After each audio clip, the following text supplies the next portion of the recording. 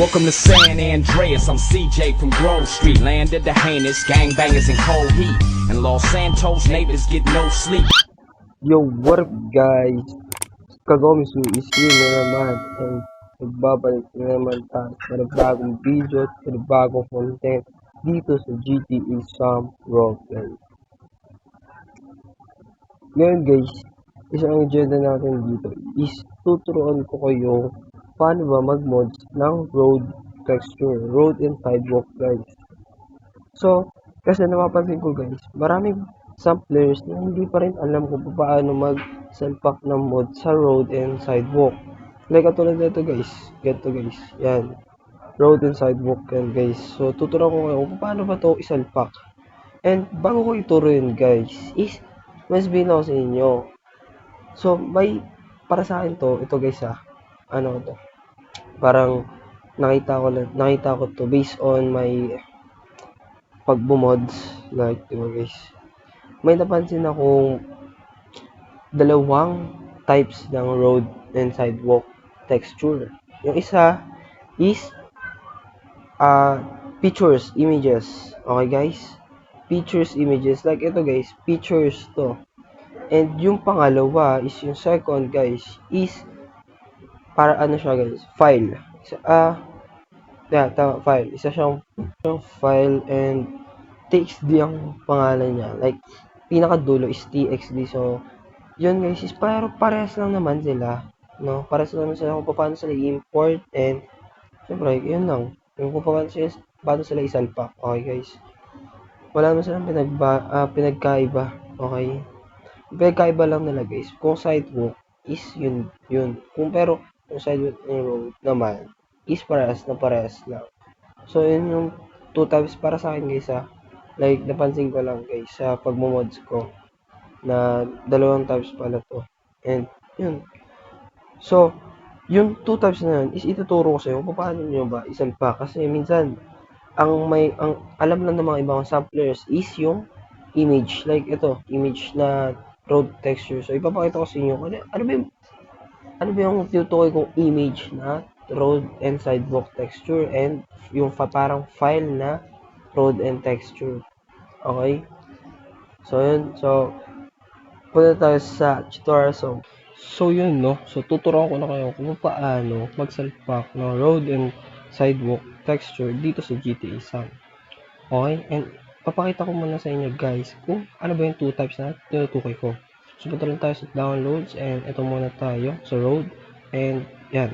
Ito yung image na road and sidewalk texture na sinasabi ko sa inyo guys. Okay? And, punta naman tayo sa file. Like, yung dulo nun is TXT guys. So, yan. TXT guys. Yan. Okay guys.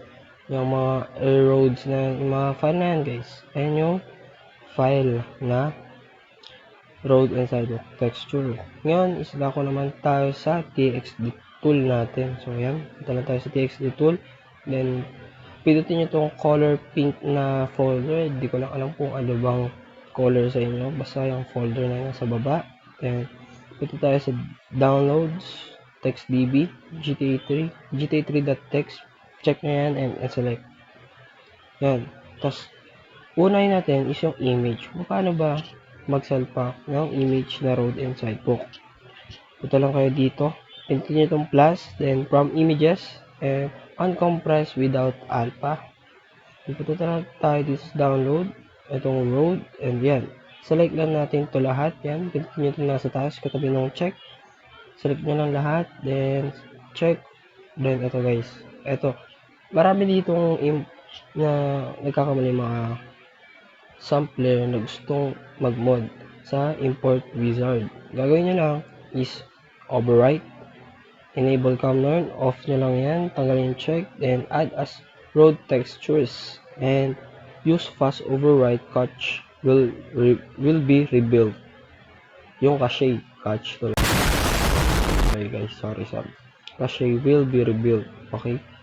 So, pwede man din enable. So, minsan ginaganyan ko, pero mas gusto ko yung use fast override. Okay?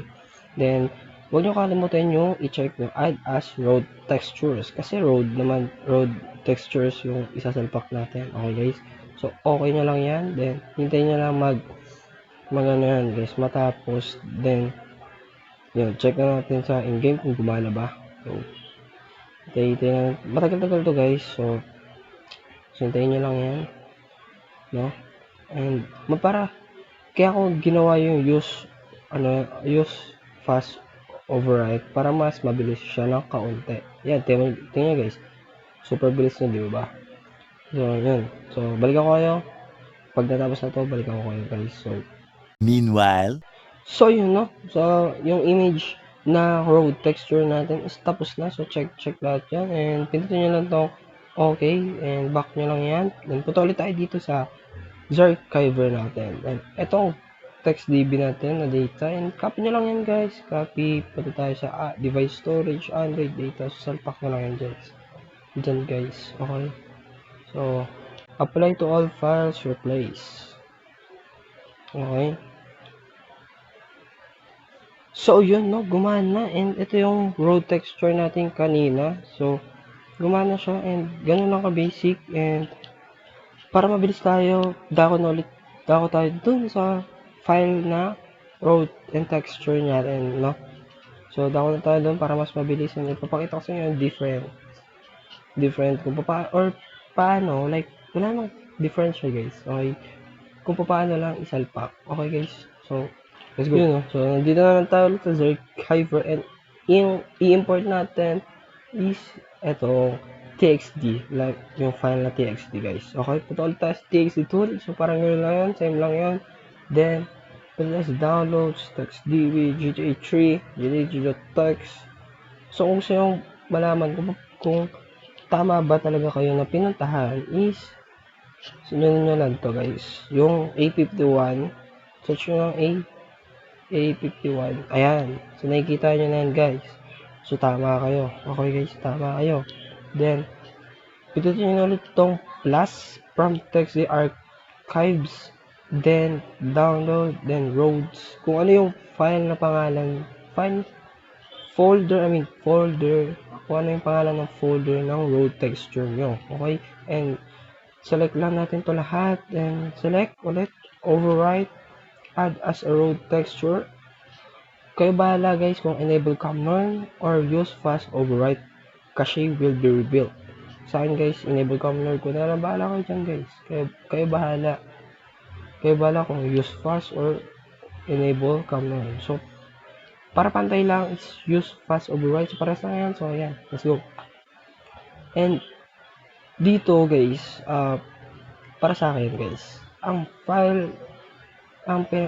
pinagkaiba lang ng file and image pala guys is matagal sila mag-import kahit gumamit pa kayo ng fast rebuild, ganon, yung katulad use fast rebuild para mas mabilis guys, wala. Okay guys, sabihin natin mabilis siya pero mas mabilis ang image kesa sa file na road texture. Okay guys, so ito yun guys, napakabagal na guys. Okay, so 2% pa lang tayo. So, matagal-tagal ito. And, balitan ko na lang kayo. Or, babalikan ko na lang yung mamaya. Pagkatapos na itong road texture nito. So, kita-kits. meanwhile, So, yun, no, tapos na. And, andito na yung road natin. Road texture natin. So, yun na yan. Yan na guys. So, punta na tayo sa Zarchiver ulit. Downloads, TextDB natin. Ito guys is backup ko to. So, may backup ako TextDB. Kaya nakapag-mod ako now. Hindi. Bumabalik na sa normal. Like normal road texture. Walang mods. Ganun guys. So, bumabalik lang siya kasi tips ko lang guys. sorry guys. May nabasa akong isip. Tips ko lang sa inyo guys is mag-backup files kayo. Okay, para di mawala. Okay, guys. So, yun, nasalpak na natin. So, punta tayo sa game and yun. So, let's go. And yun, no? So, andito tayo sa game natin and andito tayo sa GTA and eto. So, nakita nyo naman, guys. Iba na yung road texture natin and yun, no? And sa tingin nyo guys, ano mas maangas? Ito or yung kanina guys, yung image. So, Pero mas trip ko yung image, guys. And, yun. So, eh, yun. And, ngayon is, alam niyo na kung paano magsalpak ng road texture, no? Yun lang. So, napaka-simple lang at napakadali lang gawin, diba guys? So, sanang natutunan nyo kung paano yung mga new players ng SAMP and new modders natin, like gusto lang maglaro ng magandang graphics, guys. Kasi kahit ako, guys, ang pangit ng graphics, para sa akin ang pangit ng graphics pag normal lang. So parang may kulang talaga pag magro-rolyo ka, diba guys? Hindi mo ramdam yung pagro-rolyo mo.